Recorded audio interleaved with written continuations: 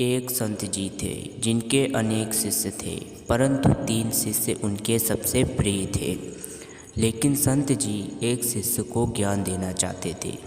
वे चाहते थे, मैं ऐसे कौन से शिष्य को ज्ञान दूं जो ज्ञान पाने का असली हकदार हो। यह कैसे पता करूं? तभी उनके मन में एक विचार आता है।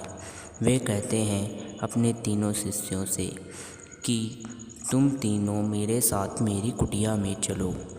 और संत जी तीनों शिष्यों को एक एक थैला पकड़ा देते हैं जिसमें चने होते हैं।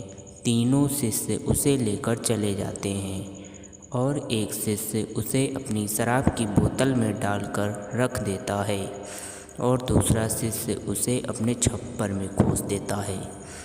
लेकिन तीसरा शिष्य उसका सदुपयोग करता है। फिर जब संत जी 6 महीने बाद उन शिष्यों से वही चना वापस लाने को कहते हैं, तो पहला शिष्य कहता है कि मैंने बोतल में रख दिया था, बच्चों ने उसे बेचकर चूरन इमली खा ली। दूसरे शिष्य ने कहा कि मैंने ले जाकर उसे छप्पर में खोस दिया था, किसी से साफ सफाई करने में कूड़े कचरे में चले गए। तीसरे शिष्य से संत ने कहा, तुमने भी इसी तरह कुछ किया होगा। तीसरा शिष्य कहता है, गुरुजी, मेरे चने लेने के लिए तो इन दोनों को साथ भेजना होगा आपको। तो वे दोनों निठल्ले शिष्य हंसते हैं।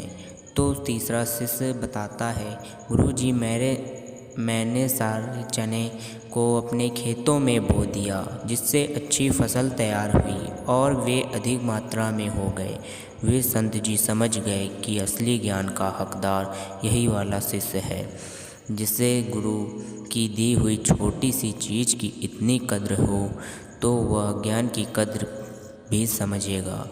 इसी प्रकार हमारे जीवन में हम अपने गुरु की बात की कद्र नहीं करते। जो ज्ञान अभी मिल रहा है वो दोबारा आपको अपने जीवन में पाने का अवसर नहीं देगा। इसलिए ज्ञान की कद्र करना सीखो और ज्ञान ले लेकर अपने जीवन में आगे बढ़ते जाओ। आशा है इससे आपने एक चीज़ तो सीखी ही होगी कि किसी चीज़ की रौनक तब और बढ़ जाती है जब उसकी कद्र की जाती है। धन्यवाद।